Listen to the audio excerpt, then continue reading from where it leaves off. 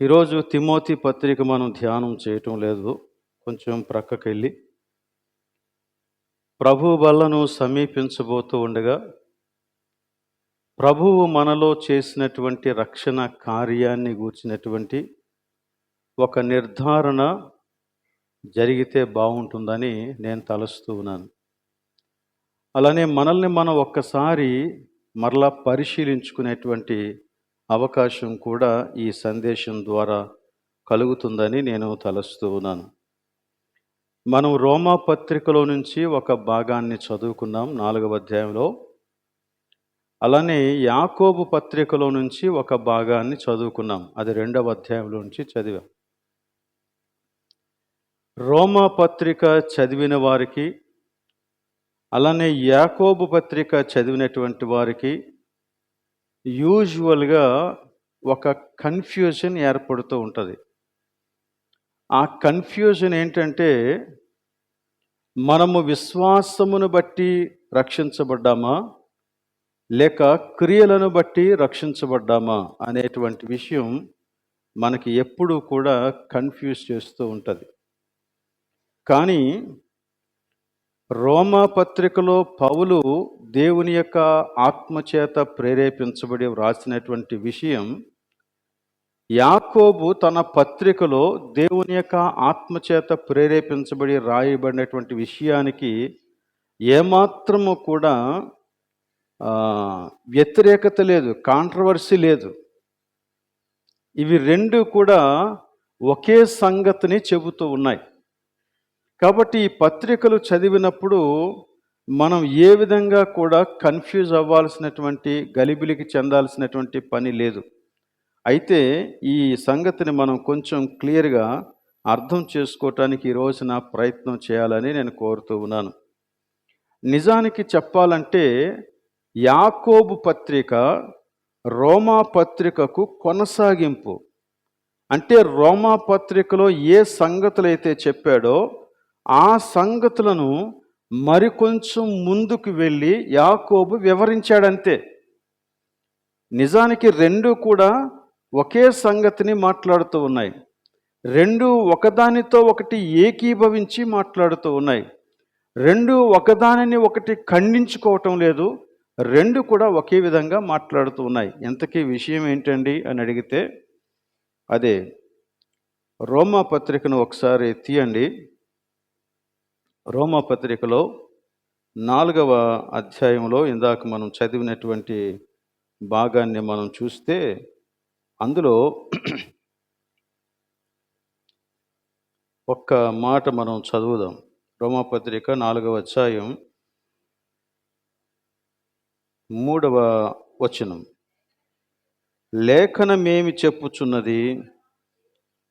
అబ్రహాము దేవుని నమ్మెను, అది అతనికి నీతిగా ఎంచబడెను.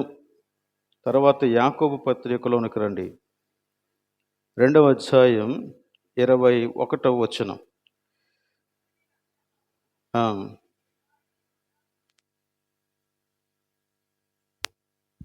చదవండి. మన పితరుడైన అబ్రహాము తన కుమారుడైన ఇస్సాకును బలిపీఠం మీద అర్పించినప్పుడు అతడు క్రియల వలన నీతిమంతుడని తీర్పు పొందలేదా? అక్కడేమో విశ్వాసమును బట్టి అబ్రహాము నీతిమంతుడిగా ఎంచబడెను అని వ్రాయబడి ఉంది. ఇక్కడ క్రియల మూలముగా అతడు నీతిమంతుడని తీర్చబడలేదా అని రాస్తూ ఉన్నాడు. ఇదే కాంట్రవర్సీ అని చాలామంది అనుకుంటారు. ఇద్దరు అబ్రహామును గురించే మాట్లాడారు. ఇద్దరి యొక్క సందర్భం ఒకటే, ఉదాహరణ ఒకటే, కానీ వేరువేరుగా మాట్లాడడం.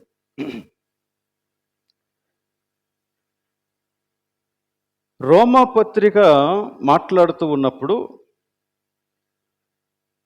విశ్వసించేవాడే రక్షింపబడును అని మాట్లాడుతూ ఉన్నాడు.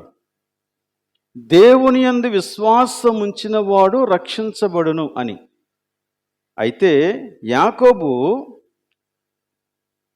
ఆ విశ్వాసం ఎలా ఉంటుంది అని వివరిస్తున్నాడు అంతే. దేవుని యందు విశ్వాసం ఉంచటం వలన మనుష్యులు రక్షించబడతారు అని రోమాపత్రికలో మాట్లాడితే, యాకోబు రక్షించబడిన వాని యొక్క విశ్వాసం ఎలా ఉంటుంది అని వివరించాడు.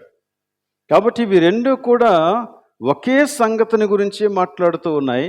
కాకపోతే ఒకదాని తర్వాత ఒకటి ఇంకొంచెం ముందుకు వెళ్ళి దానిని వివరిస్తూ ఉన్నాడంతే. కాబట్టి ఈ విషయాలు మనం అర్థం చేసుకోవటానికి ప్రయత్నం చేద్దాం. చాలామందికి ఈ అభిప్రాయం ఉంటుంది. మనమందరం కూడా యేసుక్రీస్తు ద్వారానే రక్షణ అని మనం చెబుతూ ఉన్నప్పటికీ కూడా ఎక్కువసార్లు మనం ఎలాంటి తప్పుడు అభిప్రాయాలతో ఉంటామంటే, కొన్ని మంచి కార్యాలు చేయటం ద్వారా దేవునిని సంతోషపెట్టి దేవుని కృపను పొందుకోవచ్చు అనేటువంటి ఒక తప్పుడు అభిప్రాయంతో మనం ఉంటాం. చాలామంది క్రైస్తవులకి ఇలాంటి అభిప్రాయాలు ఉన్నాయి. వాళ్ళు చెబుతూ ఉన్నది విషయం ఏంటంటే, మంచి కార్యాలు చేస్తే దేవుడు మనలను మెచ్చుకొని తన కృపను మనకి అనుగ్రహిస్తాడు అనేది వారి యొక్క ఉద్దేశం. కానీ దేవుని యొక్క గ్రంథంలో మనం చూస్తే ఎక్కడ కూడా అలాంటి ప్రాసెస్ వ్రాయబడలేదు. దేవుడు మనం మంచి చేస్తే దానిని చూసి దేవుడు మనలను మెచ్చుకొని ఇష్టపడి తన కృపను అనుగ్రహిస్తాడు అనేటువంటి విషయం బైబిల్లో ఎక్కడా వ్రాయబడలేదు. కాబట్టి ఈ సంగతిని గురించి మనం కొంచెం జాగ్రత్తగా ఆలోచించాలి. ఎఫెసీయులకు రాసినటువంటి పత్రిక 2వ అధ్యాయంలో ఒక సంగతిని పౌలు చాలా స్పష్టంగా చెప్పాడు. అదొకసారి మనం చూద్దాం. ఎఫెసీయులకు రాసిన పత్రిక 2వ అధ్యాయం 8, 9, 10 వచనాలలో ఈ సంగతులు ఉన్నాయి. మీరు విశ్వాసము ద్వారా కృపచేతనే రక్షింపబడి ఉన్నారు. చూడండి, ఆ మాటల యొక్క సంకలనాన్ని ఒకసారి గమనించండి. అది ఎట్లా వ్రాయబడిందో. మీరు విశ్వాసము ద్వారా కృపచేతనే రక్షింపబడి ఉన్నారు. ఇది మీ వలన కలిగినది కాదు, దేవుని వరమే. అది క్రియల వలన కలిగినది కాదు గనుక ఎవడును అతిశయపడ వీలు లేదు. ఎవడును అతిశయపడ వీలు లేదు. ఇక్కడ కొన్ని మాటలు మనం గుర్తించవలసిన మాటలు ఉన్నాయి. ఒకటి ఏంటంటే, విశ్వాసము అనే మాట గుర్తించాలి. రెండవది కృప అనే మాట గుర్తించాలి. మూడవది క్రియలు అనే మాట గుర్తించాలి. ఈ 3 మాటలు మనకి చాలా అవసరమైనటువంటి మాటలు. వీటి మీద క్లారిటీ మనకు లేకపోతే ఖచ్చితంగా దేవుని యొక్క వాక్యాన్ని తప్పుగా అర్థం చేసుకుంటాం. రక్షింపబడుటకు ఒక వ్యక్తికి విశ్వాసము అవసరమే, కానీ విశ్వాసము నిన్ను రక్షించటానికి శక్తి కలిగినది కాదు. ఇదేంటి ఇలా చెప్తున్నారు అని అనుకోకండి, జాగ్రత్తగా వినండి. ఒక వ్యక్తి రక్షించబడటానికి విశ్వాసం అవసరమే, కానీ ఆ విశ్వాసము ఒక మనిషిని రక్షించటానికి ఆ విశ్వాసములోనే శక్తి లేదు. బట్ రక్షణ అనేది దేవుని యొక్క కృప వలన కలిగినటువంటి బహుమానం, అంతే. దేవుని కృప. సో ప్రతి మనిషి కూడా దేవుని యొక్క కృప వలన మాత్రమే రక్షించబడతాడు. కృప వలన మాత్రమే రక్షించబడతాడు. కృప వలన రక్షించబడుట అంటే అర్థం ఏంటి అని అడిగితే, నిజానికి ఏ వ్యక్తి కూడా రక్షించబడటానికి అర్హుడు కాడు. పరలోక రాజ్యంలో చేరటానికి అర్హుడు కాడు. దేవుడే గనక ఖచ్చితంగా చూస్తే ప్రతి మనిషి కూడా శిక్షింపబడవలసినటువంటి వాడే, నరకానికి పోవలసినటువంటి వాడే. కానీ దేవుడు తన కృప చేత మనము రక్షించబడే ఏర్పాటు చేశాడన్నమాట. దానినే మనం కృప అంటాం. అందుకే ఈ కృప అనే మాటకి అర్హత లేని వానికి దేవుడు చూపించేటువంటి ప్రేమ అని మనం చెబుతాం అన్నమాట. అర్హత లేదు అన్నప్పుడు ఎందుకు అర్హత లేదు? ఎందుకు అర్హత లేదంటే మనమందరం కూడా పాపములో బంధించబడినటువంటి వారు. మన స్థితి పాపం, మన జీవితం పాపం, మన స్వభావం పాపం. పాపము లేనివాడు ఒక్కడునూ లేడు అని బైబిల్ చెబుతుంది. అది వాస్తవం. It's fact. కనుక రక్షణ అనేది ఒక వ్యక్తి యొక్క విశ్వాసాన్ని బట్టి, ఆ విశ్వాసమే అతన్ని రక్షించదు కానీ దేవుని యొక్క కృప మాత్రమే రక్షిస్తుంది. అయితే ఆ కృప ఒక వ్యక్తి యొక్క జీవితంలోనికి ప్రవేశించాలి అంటే ఆ వ్యక్తి దేవుని యందు విశ్వాసం ఉంచాలి. ఇది ఎలాంటిదంటే, దేవుడు కృప అనుగ్రహించిన తర్వాత ఆ కృప మన యొక్క జీవితంలోనికి ప్రవహించటానికి మనము హృదయం తెరవటం వంటిదన్నమాట. ఆ దేవుని కృప నాకు కావాలి, అలాంటి ఒక విశ్వాసాన్ని మనలో ప్రేరేపించిన వాడు దేవుడే. మనము దేవుని యొక్క సువార్తను వింటూ ఉండగా, అందుచేత మనము ఆ కృపను పొందుకునే ఒక మార్గం ఏంటంటే, మనము యేసుక్రీస్తునందు విశ్వాసం ఉంచాల. అందుకనే యేసుక్రీస్తు సర్వలోకం కొరకు సిలువలో ప్రాణం పెట్టినా సర్వలోకంలో ఉన్న మనుష్యులందరూ రక్షించబడలేరు. అందరినీ నీతిమంతులుగా దేవుడు డిక్లేర్ చేయలేదు. ఎవరిని నీతిమంతులుగా డిక్లేర్ చేస్తున్నాడంటే, ఎవరైతే ఆ దేవుని యొక్క ఏర్పాటుని అంగీకరిస్తూ ఉన్నారో, దేవుని ఏర్పాటు యేసుక్రీస్తే. సో ఆ యేసుక్రీస్తుని అంగీకరిస్తూ ఉన్నారో వారు మాత్రమే నీతిమంతులుగా తీర్చబడుతున్నారు అన్నమాట. అందుకనే విశ్వాసము వలన మనము నీతిమంతులంగా తీర్చబడతాం. రైట్. ఇప్పుడు క్రియల గురించి మనం మాట్లాడుతాం. క్రియలను గురించి మాట్లాడితే రోమపత్రిక చాలా చక్కగా ఈ విషయాన్ని గురించి చెప్పింది. ఏం చెప్పిందంటే, 4వ అధ్యాయంలో 4వ వచనాన్ని మనం చూస్తే, పని చేయువానికి జీతము రుణమే అనగా చెల్లించవలసినటువంటి విషయం. అది రుణమే కానీ దానమని ఎంచబడదు. కానీ రక్షణ దేవుని యొక్క వరము, దానము, దేవుని యొక్క దానము, దేవుడు ఇచ్చిన వరం. అది దేవుని యొక్క కృపా వరం, అది రక్షణ అనేది. కానీ ఆ వరాన్ని మనము మన యొక్క క్రియల చేత, మంచి క్రియల చేత సంపాదించుకోగలిగితే అది ఇంకా వరం అవ్వదు.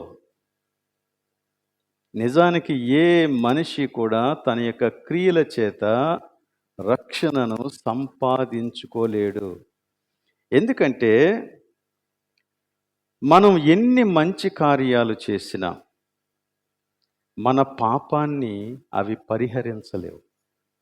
మన పాపాన్ని పరిహరించలేవు.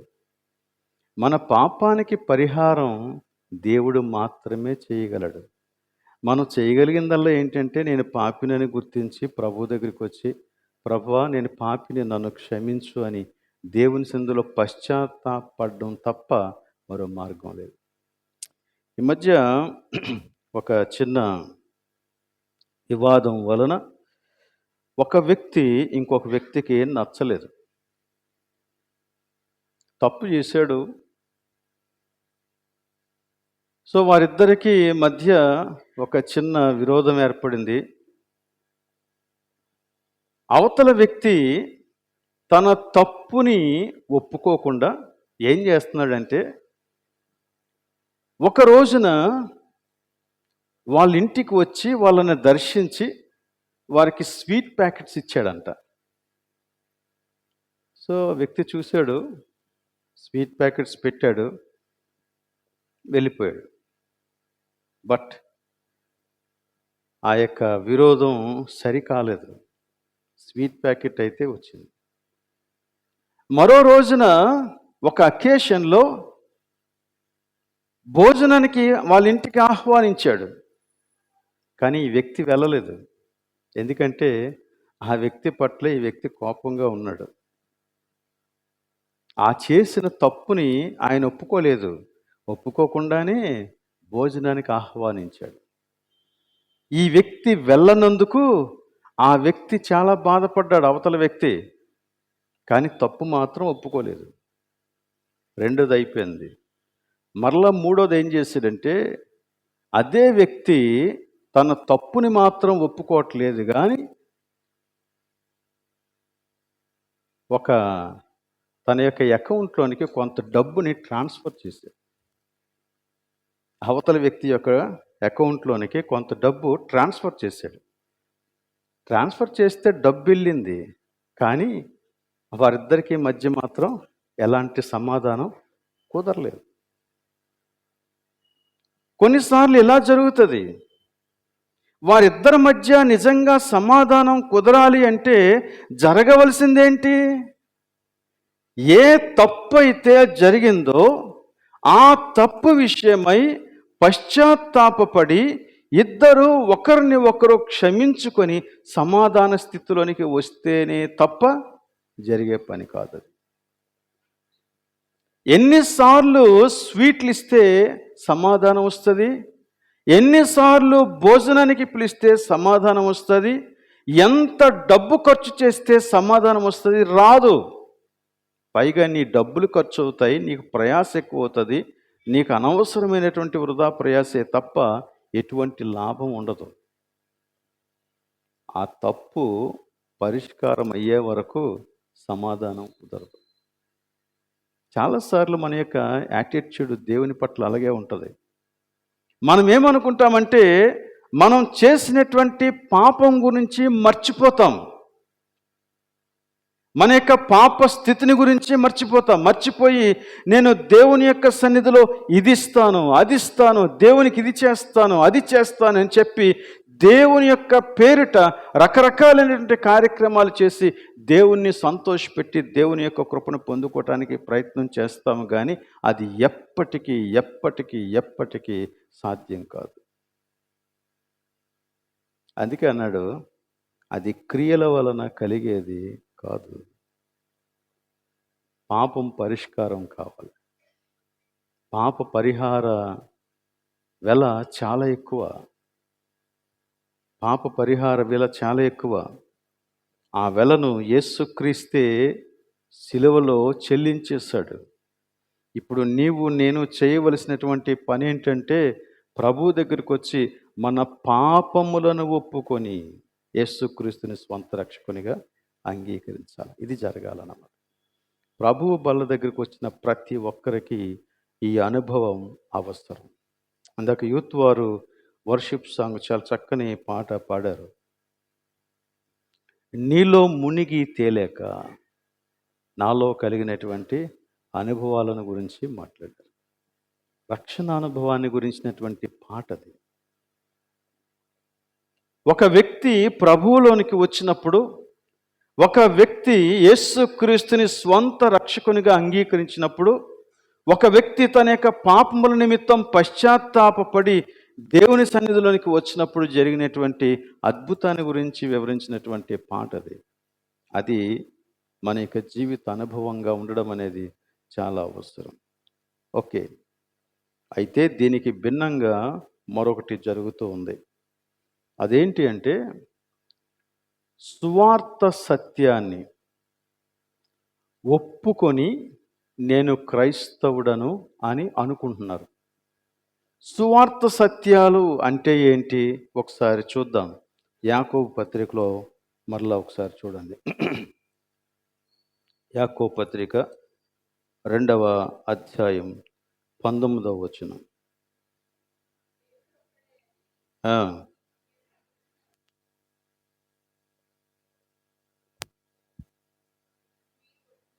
చాలు, ఆ మాట మీరు గమనించారా? దేవుడొక్కడే అని నీవు నమ్ముచున్నావు. అలాగు నమ్ముట చెడ్డదా మంచిదా? మంచిదే. అయితే నెక్స్ట్ మాట దాన్ని క్వాలిఫై చేస్తుంది. ఏంటంట? దయ్యములు కూడా నమ్మి వణుకుచు ఉన్నవి. రైట్.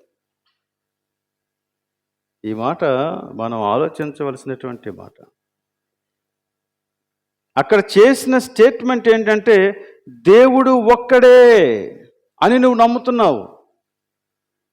నీకు వేరే దేవుడు లేడు. నువ్వు యేసుక్రీస్తే దేవుడు అని నమ్ముతున్నావు. అందులో ఎలాంటి అనుమానము లేదు. నువ్వు ఇంకా ఏ దేవుణ్ణి పూజించటం లేదు. యేసుక్రీస్తే నీ దేవుడు. కానీ అలా ఒప్పుకుంటే సరిపోదు అని బైబిల్ చెప్తుంది. చాలాసార్లు బాప్తిస్మాలు తీసుకునేటప్పుడు మీరు యేసుక్రీస్తుని మీ స్వంత రక్షకునిగా అంగీకరిస్తున్నారా? అంగీకరిస్తున్నాను. మీరు ఇక మీదట ఆయన కోసం జీవిస్తారా? జీవిస్తాను. బాప్తిస్మ ఇచ్చేస్తాం.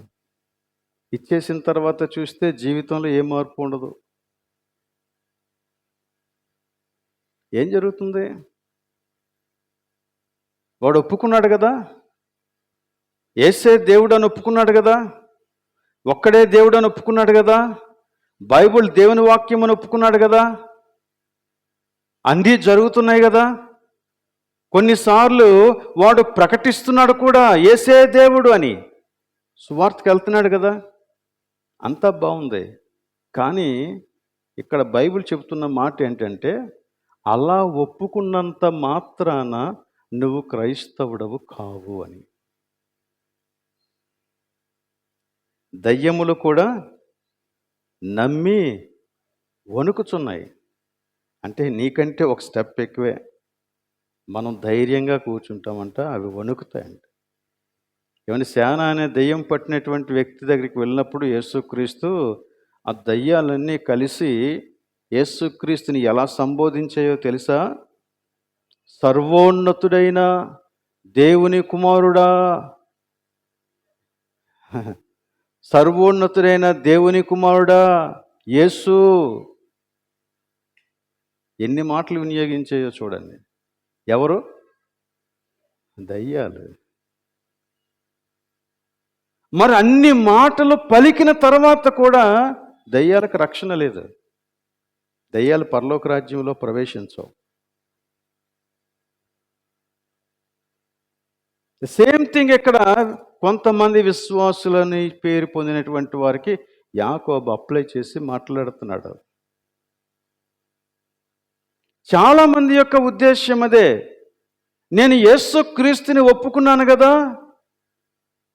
కొన్ని సంఘాల్లోనైతే విశ్వాస ప్రమాణం చెప్తారు. ఆ విశ్వాస ప్రమాణంలో తండ్రి అయిన దేవుణ్ణి, కుమారుడైన దేవుణ్ణి, పరిశుద్ధాత్మ దేవుణ్ణి ఒప్పుకుంటారు. సంఘాన్ని ఒప్పుకుంటారు. పరిశుద్ధ దూతలను ఒప్పుకుంటారు. యేసుక్రీస్తు యొక్క జనన మరణ పునరుత్థానాలను ఒప్పుకుంటారు. ఆయన యొక్క ఆ రెండవ రాకడిని ఒప్పుకుంటారు. తీర్పును ఒప్పుకుంటారు. అన్నీ ఒప్పుకుంటారు. కానీ జీవితంలో మార్పు ఉండదు. అది అసలు వాక్యానుసారమైనటువంటి దానికి విరుద్ధం. ఇది ఎలా జరుగుతుంది? ఇది ఎలా జరుగుతుందా? ఎలా జరుగుతుందా అంటే జరుగుతుంది. చూడండి, యోహాను సువార్తలో 2వ అధ్యాయం. యోహాను సువార్త 2వ అధ్యాయం చివరిలో కొన్ని మాటలు ఉన్నాయి. 23, 24, 25 నేను చదువుతాను, మీరు జాగ్రత్తగా చూడండి.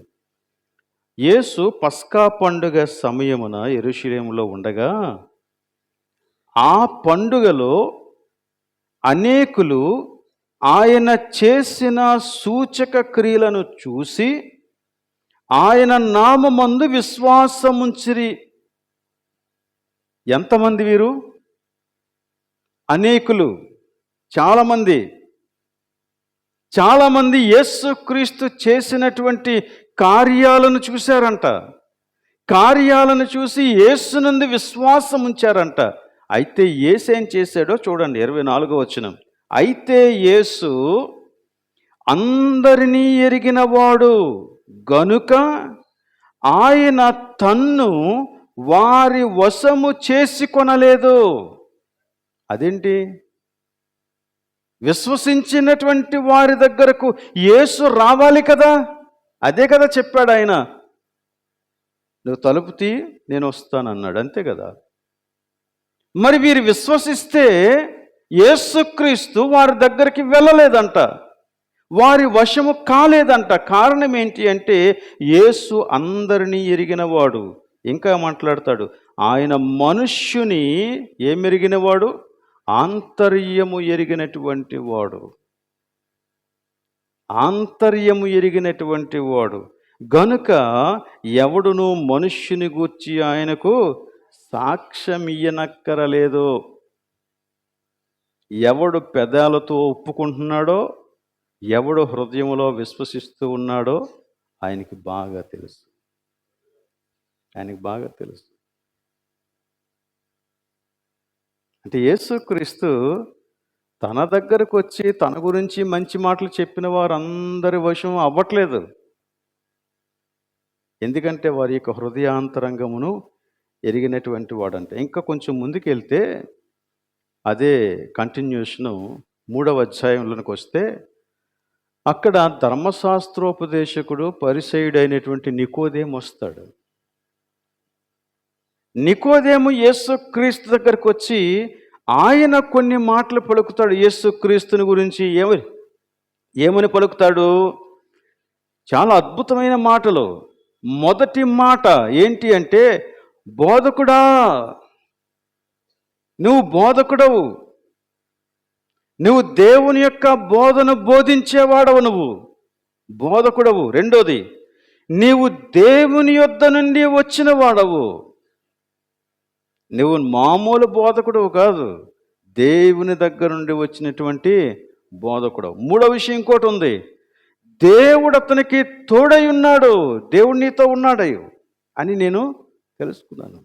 నాలుగో విషయం ఇంకోటి ఉంది, నీవు చేసే కార్యాలు ఎవడు చేయలేడు, ఎవడు చేయలేని కార్యాలు నువ్వు చేస్తున్నావు.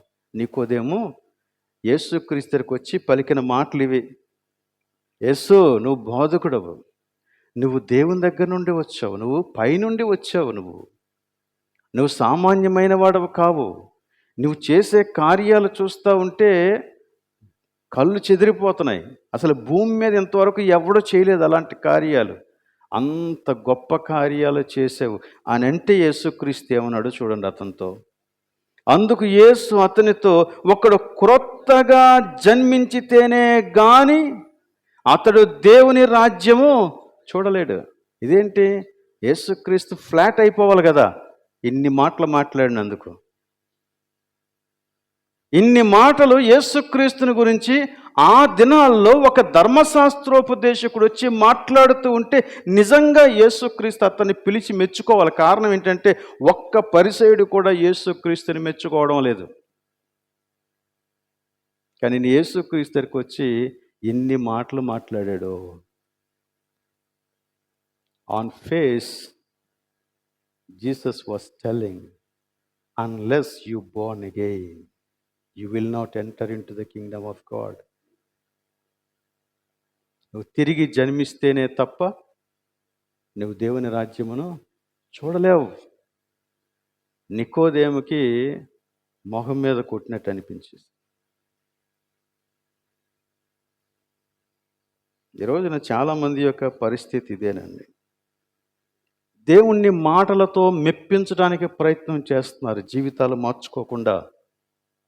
ప్రభు బల దగ్గరికి వచ్చినప్పుడు అది పనికిరాదు. ప్రభువు వల్ల దేవుడు నీ కోసం చెల్లించిన వెలను గుర్తు చేస్తూ ఉంటే మనము కేవలం పై మెరుగులతో దేవుని మామూలుగా పెదవులతో కీర్తించి వెళ్ళిపోవటం ఎంతవరకు సబబు? హృదయంలోని పరివర్తన దేవుడు కోరుతున్నాడు. హృదయంలోని పరివర్తన దేవుడు కోరుతున్నాడు. ఒకడు క్రొత్తగా జన్మించాలి అంటే అర్థం ఏంటి? మార్పును గురించి మాట్లాడుతున్నాడు. మార్పు, అటు బోర్న్ అగైన్. ఇప్పుడు నీకున్న జీవితం కాదు, ఇంకొక జీవితం కావాలి నీకు. దాన్నే మనం ఇంకో కొంచెం కిందకెళ్ళి చూస్తే ఆత్మ మూలముగా జన్మించడం అనే మాట ఉపయోగించాడు.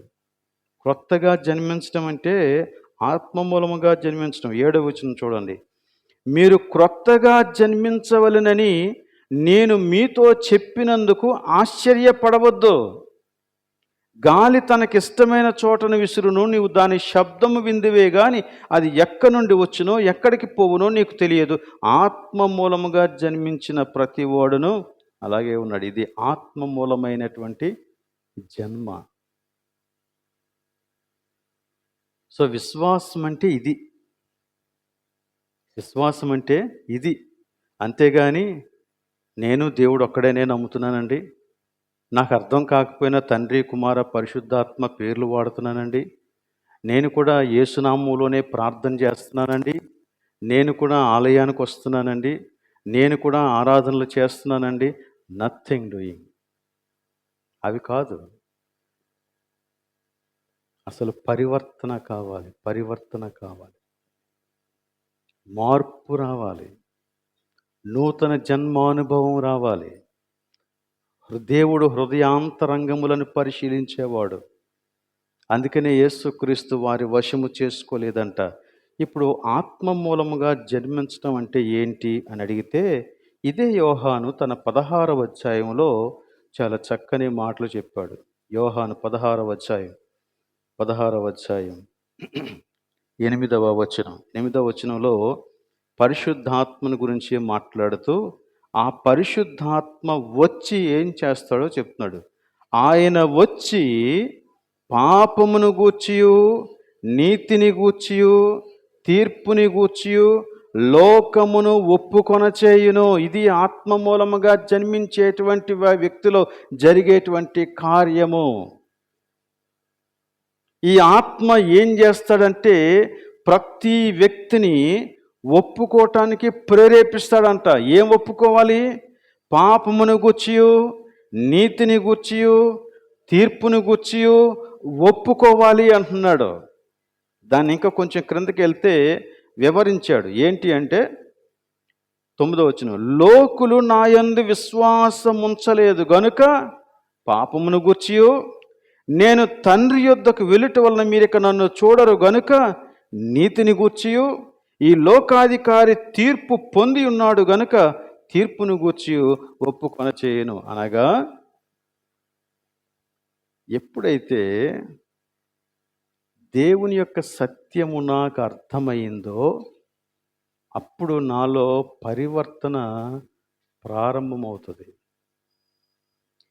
దేవుడు పరిశుద్ధుడు అని చెప్పినప్పుడు ఆ పరిశుద్ధత వెలుగులో నేనెవరినో నాకు కనపడుతుంది.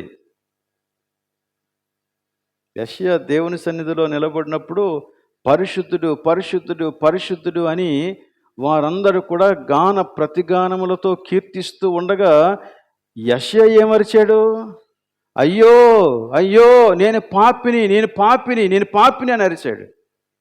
ఏం జరిగింది? ఎవరు చెప్పారు నువ్వు పాపివని? ఎవరు చెప్పలేదు. కానీ దేవుడు అర్థమయ్యాడు. దేవుని యొక్క నామమును నోటితో ఒప్పుకోవటం వేరు, హృదయములో దాని యొక్క ప్రత్యక్షత కలిగి ఉండడం వేరు. నిజమైనటువంటి దేవుని యొక్క ప్రత్యక్షత నిన్ను పాపపు పశ్చాత్తాపానికి నడిపిస్తుందంతే. పాపపు పశ్చాత్తాపానికి నడిపిస్తుంది. మరలా ఒకసారి రోమాపత్రికలోనికి రండి. 4వ అధ్యాయం 5వ వచనాన్ని మనం ఒకసారి చూద్దాం. రోమపత్రిక 4:5, పని చేయక అంటే క్రియలు లేకుండా భక్తిహీనుని నీతిమంతునిగా తీర్చువాని యందు విశ్వాసముంచువానికి వాని విశ్వాసము నీతిగా ఎంచబడుచున్నది. భక్తిహీనుని నీతిమంతునిగా తీర్చుట.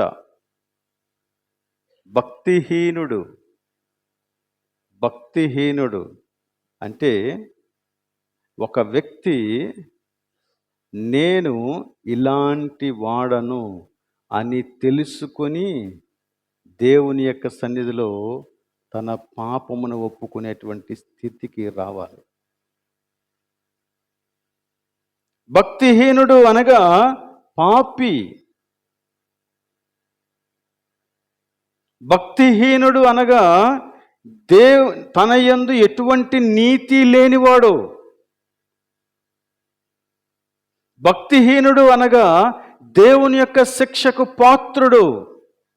కానీ దేవుడు అలాంటి వ్యక్తికి నీతివంతునిగా తీర్చేటువంటి ఒక అవకాశాన్ని ఇస్తూ ఉన్నాడు. కాబట్టి ఆ యేసునందు విశ్వాసం ఉంచాలి. విశ్వాసం ఉంచడం అంటే ఇప్పుడు తన పాపమును గూర్చి పశ్చాత్తాపపడి యేసుక్రీస్తు శిలువలో మరణించి మరణాన్ని జయించి తిరిగి లేచినందుచేత ఆయన మాత్రమే నాకు నీతి కలుగు చేయగలడని ఆయనను వైపుకు చూసి ఆయన ఈ లోకానికి తిరిగి రాబోతూ ఉన్నాడు, రెండవ రాకడ తీర్పు తీర్చబోతూ ఉన్నాడన్న విషయాన్ని గుర్తెరిగి ప్రభువునందు సంపూర్ణమైన విశ్వాసం కలిగినటువంటి వ్యక్తిగా మారాల.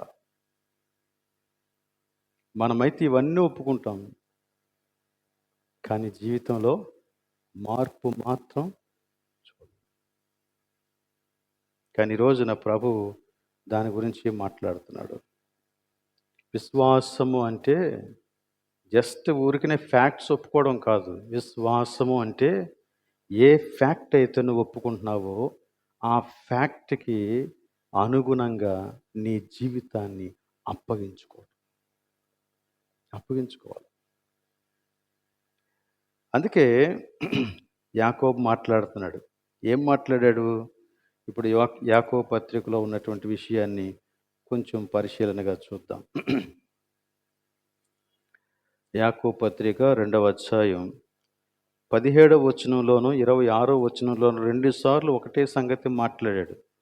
ఏం మాట్లాడాడు? 17వ వచనంలో, విశ్వాసము క్రియలేనిదైతే అది ఒంటిగా ఉండి మృతమైనదగును.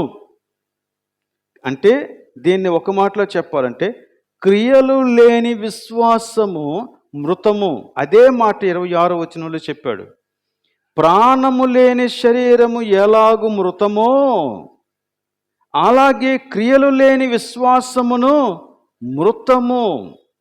మృతము అంటే చచ్చిపోయింది, జీవము లేనిది. కొంతమంది ఈ మాటని ఇలాగ అర్థం చేసుకునే అవకాశం ఉంది. అదేంటంటే, రక్షింపబడిన వ్యక్తి క్రియలు చెయ్యకపోతే అతని యొక్క విశ్వాసం చచ్చిపోతుంది అని అనుకుంటారు. కానీ ఇది అలా చెప్పట్లేదు. రక్షించబడిన వ్యక్తి క్రియలు చేయకపోతే విశ్వాసం చచ్చిపోతుంది అని చెప్పలేదు ఇది. అలానే మరికొంతమంది ఇంకొకలాగా అనుకుంటారు. అదేంటంటే, క్రియలు చెయ్యకపోతే లేక చూపించకపోతే ఒక వ్యక్తి రక్షణను కోల్పోతాడు. అలా కూడా చెప్పట్లేదు ఇది. అర్థమవుతుందా? ఈ 2 అభిప్రాయాలు కూడా తప్పే. క్రియలు లేని విశ్వాసము మృతము అంటే అర్థం ఏంటంటే, అసలు క్రియలు అనేవి కనపడకపోతే లేక ఆ మార్పుకి సంబంధించినటువంటి సూచనలు జీవితంలో కనపడకపోతే అసలు ఆ వ్యక్తి విశ్వాసే కాదు అని చెప్తుంది ఇది. అర్థమవుతుందా? అసలు ఆ వ్యక్తి యేసుక్రీస్తునందు ఉన్న జీవాన్ని రుచి చూచిన వాడు కాడు, వాడు ఇంకా మృతమైన వాడే. అసలు వాడు విశ్వాసే కాడు. కనుక రోమా పత్రికలో ఏదైతే చెప్పాడో యాకోబు పత్రికలో కూడా అదే చెప్పాడు. కాకపోతే కొంతమంది మేము రక్షించబడ్డాం, ఎందుకంటే మేము విశ్వసించేసాము, మేము దేవుణ్ణి నమ్మేసుకున్నాం, దేవుని యొక్క మాటలు మా యొక్క జీవితంలో ఎప్పుడు చెబుతూనే ఉంటాం అని అనుకొని మోసపోతున్నారు. కాబట్టి ఇప్పుడు యాకోబు ఏమంటున్నాడంటే, అలా మోసపోవద్దండి, అలా మోసపోవద్దు. క్రియలు లేకపోతే అసలు నీ విశ్వాసమే కాదు అని చెప్తున్నాడు. పూర్వం ఇంకు పెన్నులు ఉండేవి. వారానికి ఒకసారో నెలకు ఒకసారో ఆ పెన్నులు కడుక్కుండేవాళ్ళం. మళ్ళీని కడిగి ఎండబెట్టి మళ్ళీ ఫిల్ చేసేవాళ్ళం. ఒక్కొక్కసారి ఏం జరిగేదంటే ఇంకులు మార్చేవాళ్ళం. అంటే బ్లూ ఇంక్ పెన్లో రెడ్ ఇంక్ వేయడం, రెడ్ ఇంక్ పెన్లో గ్రీన్ ఇంక్ వేయటం. అలా చేసినప్పుడు కూడా కంప్లీట్గా కడిగేసి ఎండబెట్టేసి ఆ తర్వాత ఇంకు మార్చేవాళ్ళం. ఉదాహరణకి బ్లూ ఇంక్ పెన్ని అలా బాగా కడిగేసి గ్రీన్ ఇంక్ అందులో వేసిన తర్వాత రాసామనుకోండి, ఏం రాయాలా? గ్రీనే రాయాల, గ్రీన్ కలర్లోనే రాయాల. గ్రీన్ కలర్లో రాయకుండా అది బ్లూ కలర్లో రాస్తున్నది అనుకోండి, కారణం ఏంటి? అది మారలేదు, ఇంకు మారలేదని అర్థం. ఆ పెన్నుకి బహుశా నువ్వు పేరు మార్చుండవు. పేరు ఏంటంటే బ్లూ ఇంక్ పెన్ కాదు, గ్రీన్ ఇంక్ పెన్ అని చెప్పుంటావు, కానీ లోపల మాత్రం గ్రీన్ ఇంకు లేదు. గ్రీన్ ఇంక్ లేకుండా గ్రీన్లో ఎలా రాస్తుంది? రాయదు. అలాగనే చాలామంది క్రైస్తవులు వారు యేసుక్రీస్తు పేరు చెప్పేసి నేను క్రైస్తవుడను కావాలంటే చూసుకోండి, చర్చ్ మెంబర్స్ లిస్ట్లో నా పేరు ఉంటుంది, నేను కానుకలు కూడా ఇచ్చాను అని మాట్లాడతారు. Who cares for it? అసలు దేవుని దృష్టిలో అది పనికిరాదు. అంతరంగంలోని మార్పు ఉంటేనే పనికొస్తుంది. లోపల మార్పు జరిగితే అది బయటికి రాకుండా ఉండదు. కనుక ఇక్కడ యాకోబు చెప్పినటువంటి మాట ఏంటంటే, నువ్వు నిజంగా రక్షించబడిన వాడవైతే రక్షింపబడిన వాని క్రియలు నువ్వు చెయ్యాలి కాదు, నువ్వు చేస్తావంతే.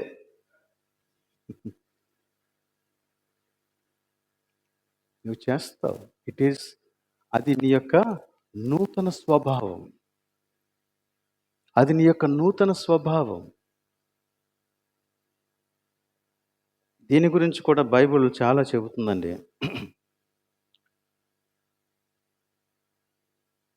యోహాను మరలా తన పత్రికలో చాలా చక్కని విషయాలు రాశాడు. యోహాను మొదటి పత్రిక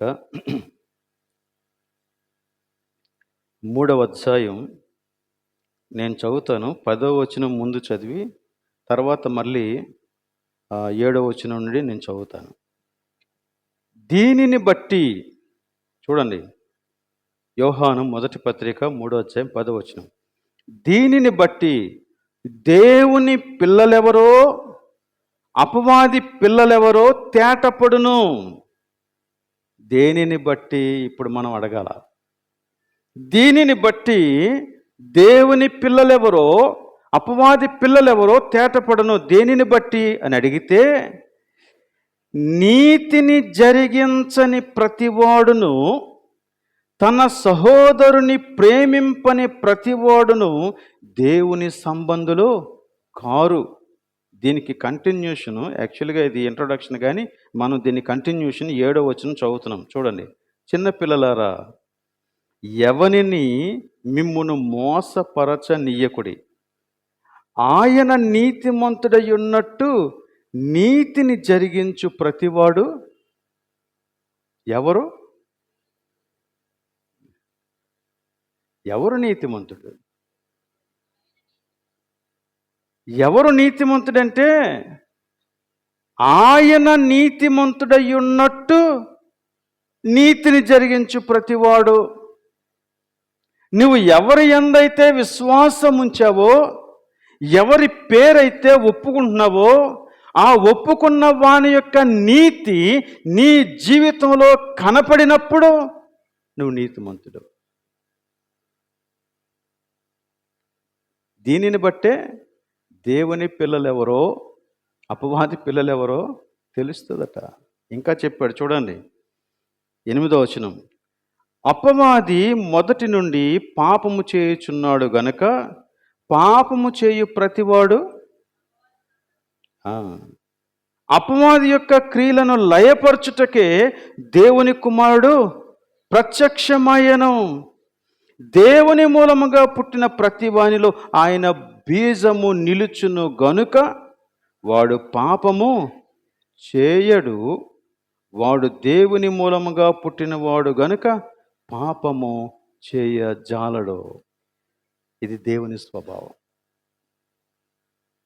ఇక్కడ దేవుడు అపవాది యొక్క క్రియలను లయపరచుటకే అని చెప్పినప్పుడు,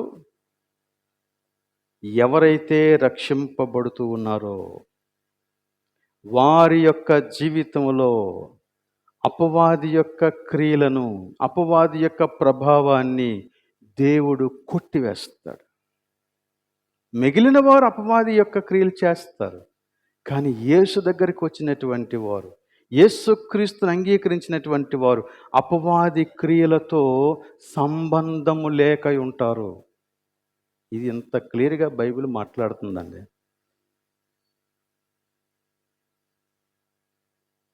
కాబట్టి ప్రభు బల దగ్గరికి వచ్చిన మనం నిజంగానే ఈ రక్షణ అనుభవాన్ని కలిగి ఉన్నామా? We need to check ourselves. మనం కేవలం పెదవులతో ఒప్పుకుంటున్నామా, లేక నిజంగానే జీవితంలో పరివర్తన ఉందా? ఆ పరివర్తన లేకపోతే అసలు మనకు రక్షణానుభవమే లేదు. ఇది తెలుసుకో. ఇక ఫలింపు అంటే ఇక రకరకాలుగా ఉండొచ్చు, కానీ ఫలింపు అయితే మాత్రం ఉంటుంది. ఒకడు 30 అంతలుగా, ఒకడు 60 అంతలుగా, ఒకడు 100 అంతలుగా ఫలిస్తారు. ఫలింపులో ఆ చిన్న చిన్న తేడాలు ఉంటే ఉండొచ్చు, కానీ ఫలింపడం మాత్రం గ్యారంటీ, నువ్వు యేసుక్రీస్తుతో ఉంటే.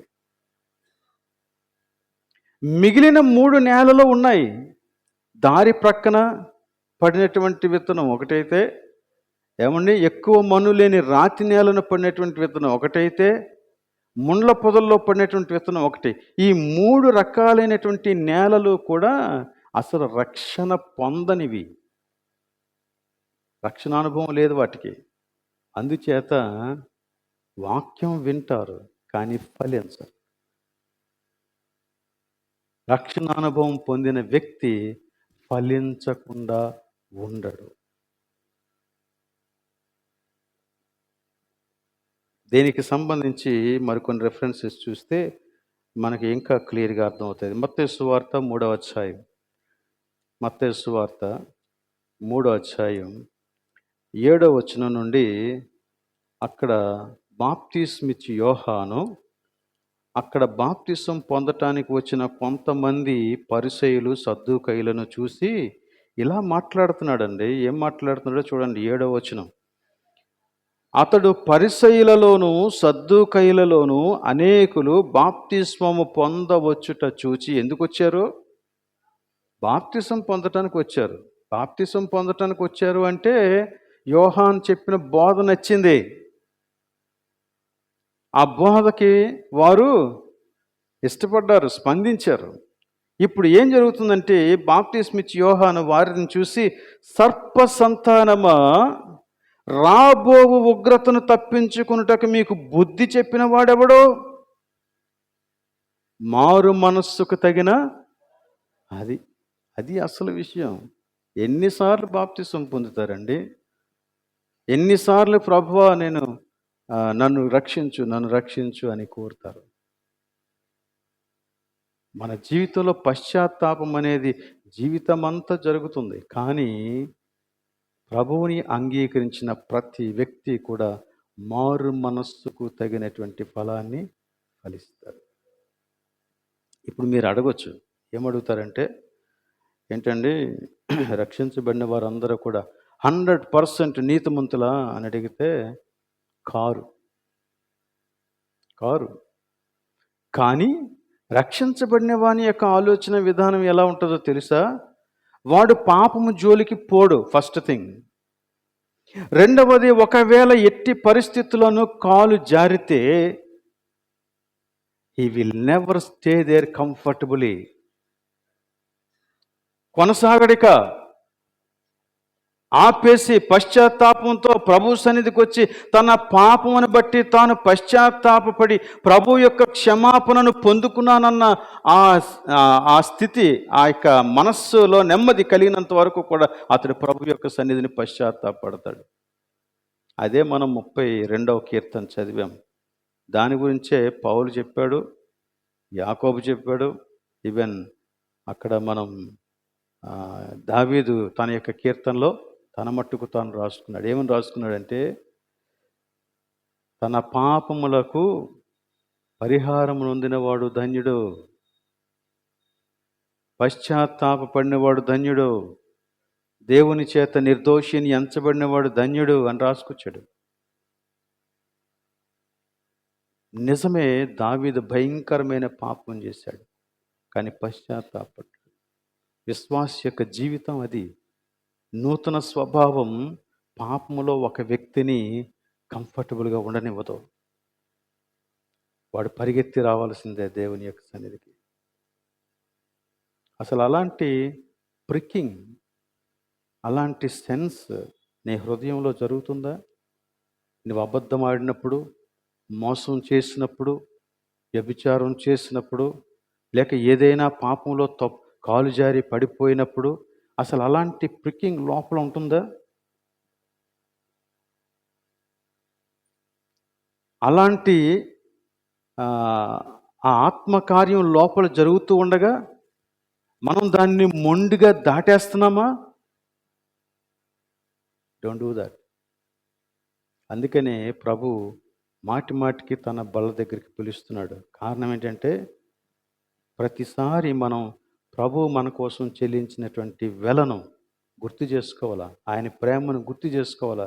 మన యొక్క జీవితంలో పాపానికి చోటు ఉండకూడదు.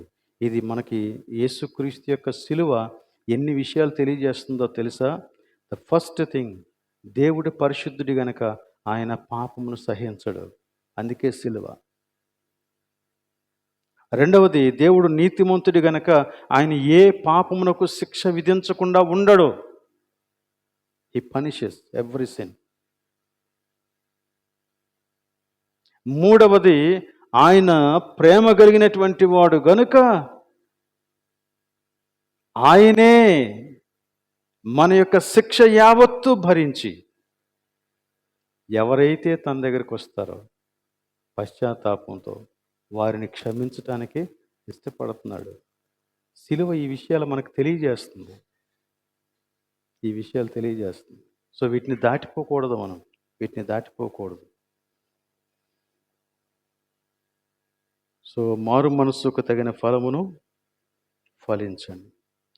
ఇక్కడ అబ్రహాముని ఒక ఉదాహరణగా యాకోబు చూపించాడు. రోమపత్రికలో కూడా అబ్రహామునే చూపించాడు. అయితే ఈ అబ్రహాముని గురించి ఏం మాట్లాడాడో చూడండి. మనకి 21వ వచనం నుంచి 23వ వచనం వరకు అబ్రహాము గురించి రాస్తాడు. నేను చదువుతున్నాను, జాగ్రత్తగా చూడండి. యాకోబు పత్రిక 2వ అధ్యాయం. మన పితరుడైన అబ్రహాము తన కుమారుడైన ఇస్సాకును బలిపీఠము మీద అర్పించినప్పుడు అతడు క్రియల వలన నీతిమంతుడని తీర్పు పొందలేదా? దీని యొక్క అర్థం ఇంకా ఏంటంటే, విశ్వాసము అతని క్రియలతో కూడి అంటే విశ్వాసము క్రియలు ఏకీభవించి కార్యసిద్ధి కలుగజేసెను. తర్వాత ఇంకా దాన్ని వివరిస్తున్నాడు. క్రియల మూలముగా అతని విశ్వాసము పరిపూర్ణమైనదనియు గ్రహించుచున్నావు కదా. క్రియల మూలముగా అతని విశ్వాసము పరిపూర్ణమైనది అంటే దాని అర్థం విశ్వాసానికి పరిపూర్ణత క్రియలు అని కాదు. పరిపూర్ణమైన విశ్వాసములో నుండి క్రియలు వస్తాయి, అంతే. అంటే దేవుని యందు విశ్వాసం ఉంచిన వాడు నిజంగా పశ్చాత్తాపంతో ప్రభువుని అంగీకరించిన వాడైతే ఖచ్చితంగా వాడు నీతి జీవితం కొరకు ఆశ కలిగి ఉంటాడు, పరిశుద్ధతను గురించి ఆశ కలిగి ఉంటాడు. పరిశుద్ధతను గూర్చినటువంటి ఆశే నాలో జనించటం లేదు అంటే నా యొక్క రక్షణ అనుభవం ఒక ప్రశ్నార్థకం. పరిశుద్ధ జీవితం దీని కొరకు విశ్వాసి ఆశ కలిగి ఉంటాడు. అప్పుడు అంటాడు 23వ వచనం, కాబట్టి అబ్రహాము దేవుని నమ్మెను, అది అతనికి నీతిగా. సో యాకోబు కూడా అది చెప్పాడు. అబ్రహాము దేవుని నమ్మాడు, అది అతనికి నీతిగా ఎంచబడింది. కాబట్టి అన్నాడు. ఎందుకంటే కారణం ఏంటంటే ఆ విశ్వాసం వట్టి విశ్వాసం కాదు, అది క్రియలతో కూడినటువంటి విశ్వాసం. దీన్ని హెబ్రీ పత్రికలో పౌలు ఇంకా కొంచెం చక్కగా వివరించాడు. జస్ట్ ఒక 2 పేజీలు వెనక్కి వెళ్తే 11వ అధ్యాయంలో 17వ వచనంలో చక్కగా మాట్లాడాడు. అబ్రహాము శోధింపబడి విశ్వాసమును బట్టి ఇస్సాకును బలిగా అర్పించెను. ఎవడు ఆ వాగ్దానములు సంతోషముతో అంగీకరించెనో, ఇస్సాకు వలనైనది నీ సంతానమనబడును అని ఎవనితో చెప్పబడెనో, ఆ అబ్రహాము ఏం చేశాడో చూడండి. మృతులను సహితము లేపుటకు దేవుడు శక్తిమంతుడని ఎంచిన వాడై తన ఏక కుమారుని అర్పించి ఉపమాన రూపముగా అతనిని మృతుల్లోని మరలా పొందెను. ఇప్పుడు అబ్రహాము దేవుడు మృతులను సహితము లేపుటకు శక్తిమంతుడు అని విశ్వసించాడు. విశ్వసించిన తరువాత ఇదే అబ్రహాముకి దేవుడు నీ కుమారుణ్ణి బలిగా అర్పించు అని అన్నప్పుడు, ఒకవేళ ఇస్సాకుని బలిగా అర్పించడానికి అబ్రహాము ఆలోచించాడు అనుకోండి, నాకు ఒక్కగానొక్క కుమారుడు, 100 సంవత్సరాలకి పుట్టినటువంటి కుమారుడు, ఈ కుమారుణ్ణి ఒకవేళ నేను ఈ రోజున మరలా చంపేస్తే లేక బలిచ్చేస్తే మళ్ళా నాకేముండదే అని ఆలోచించాడే అనుకోండి, అతని యొక్క విశ్వాసం సరైనటువంటి విశ్వాసం కాదని అర్థం. నీ దేవుడు పరిశుద్ధుడు అని నీకు తెలిసినప్పుడు నువ్వు ఇక పాపంతో రాజీ పడాల్సిన పని లేదు. Stand for the holiness, live in holiness, continue in holiness.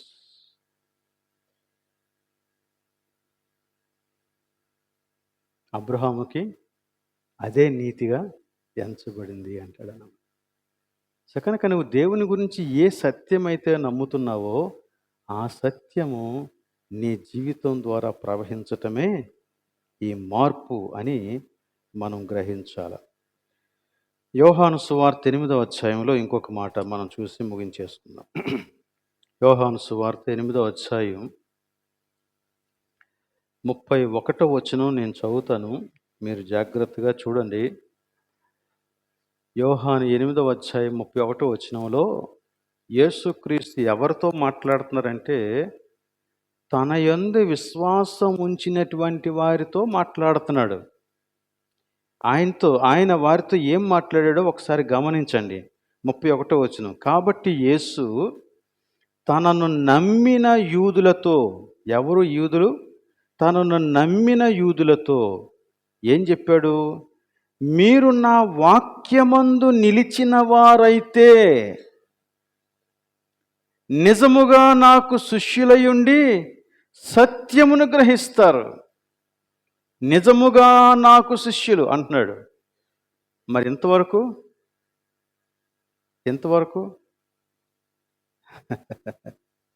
ఎంతవరకు శిష్యులా? ఎంతవరకు? మనం ఇంతకుముందు యోహాను సువార్త 2వ అధ్యాయంలో చదివినప్పుడు చాలామంది యేసు దగ్గరకు వచ్చారు, కానీ యేసు తన్ను వారి వశం చేసుకోలేదు అన్నాడు చూసారా? అలాంటి వారు అన్నమాట వీళ్ళందరూ. వారికి యేసు అంటే ఇష్టమే, యేసు దేవుడని అర్థమైపోతూ ఉంది, యేసు యొక్క కార్యాలు వారికి ఆశ్చర్యంగా ఉన్నాయి, యేసు బోధలు వింటూ ఉంటే వారి యొక్క జీవితాలను అవి తాకుతూ ఉన్నాయి. అయినప్పటికీ కూడా వారు నిజంగా వారి జీవితాలను దేవునికి ఇచ్చిన వారు కారు. గనక ఇప్పుడు యేసుక్రీస్తు తనను యందు విశ్వాసం ఉంచినటువంటి యూదులతో ఏం చెప్తుందంటే, మీరు నా వాక్యమందు ఏం చేయాలా? నిలిచిన వారైతే, అంటే if you continue in my word.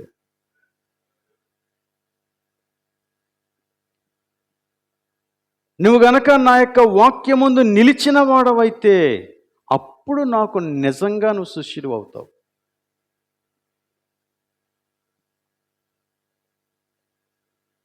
So ఒక వ్యక్తి సువార్త సత్యాలను ఒప్పుకున్నప్పుడు క్రైస్తవుడు కాడు. ఆ సత్యములో నిలిచినప్పుడు. నిలిచినప్పుడు అంటే ఆ సత్యంలో కొనసాగినప్పుడు, లేక ఆ సత్యానుసారంగా జీవించినప్పుడు నువ్వు క్రైస్తవుడు. అంటే నిజమైన క్రైస్తవుడు కొనసాగుతాడు. నిజమైన క్రైస్తవుడు కొనసాగుతాడు. నిజమైన క్రైస్తవుడు వాక్యాన్ని అంటిపెట్టుకొని ఉంటాడు. నిజమైన క్రైస్తవుడు యేసుక్రీస్తుని అంటిపెట్టుకొని ఉంటాడు. ఎప్పుడైతే ఈ మాట చెప్పాడో యూదులందరూ రివర్స్ అయిపోయారండి. మీరు ఆ తర్వాత కింద వచనాలన్నీ చదవండి, మీకే తెలుస్తుంది. ఎంతవరకు వెళ్ళిపోయారంటే యేసుక్రీస్తుని చంపేయాలన్నంతవరకు వెళ్ళిపోయాడు. ఇదే మనుషులందరితోనూ ఉన్నటువంటి సమస్య. మనం చెప్పినట్లకన్నిటికీ యేసుక్రీస్తు ఎస్ ఎస్ ఎస్ అనేస్తే మనకేం ప్రాబ్లం ఉండదు. కానీ తన దగ్గరికి వచ్చిన వారందరితో కూడా దేవుడు పాపం గురించి మాట్లాడుతున్నాడు. మన అంతర్గత స్థితి గురించి మాట్లాడుతున్నాడు. అది సెట్ అవ్వకుండా నువ్వు నాకు సంబంధించిన వ్యక్తివే కాదు అంటున్నాడు. అక్కడే కదా మనకు ప్రాబ్లం వస్తుంది. మన సమస్య అంతా అక్కడే. నా పాపాన్ని గద్దించటానికి నువ్వేమాత్రపు వాడవు అని అనేక మంది సేవకుల మీద చాలామంది తిరగబడుతున్నారు. ఎందుకంటే పాపం అలాంటిది. పాపం అలాంటిది. పాపం హృదయాన్ని కఠినపరుస్తుంది. దానితో ఏకీభవించొద్దు. నిన్ను దాసోహం చేసుకుంటుంది. తనకిష్టం వచ్చినట్లుగా నేను తిప్పుకుంటుంది. కానీ నువ్వు విడిపించబడాలని దేవుడు కోరుకుంటున్నాడు. అందుకే ఆయన తన ప్రాణాన్ని ఇచ్చి మనకు ఈ గొప్ప అవకాశాన్ని కలుగజేశాడు. కాబట్టి ఎప్పటికీ ప్రభు యొక్క సన్నిధిలో ఈ నిత్య నూతనమైన అనుభవాన్ని మనము కలిగి ఆయనకు నిజమైనటువంటి శిష్యులంగా ముందుకి కొనసాగిపోవాలని దేవుని వాక్యాన్ని బట్టి మిమ్మలను కోరుతూ ఉన్నాను. దేవుడి వాక్యాన్ని దీవించునుగాక. ప్రార్థన చేద్దాం.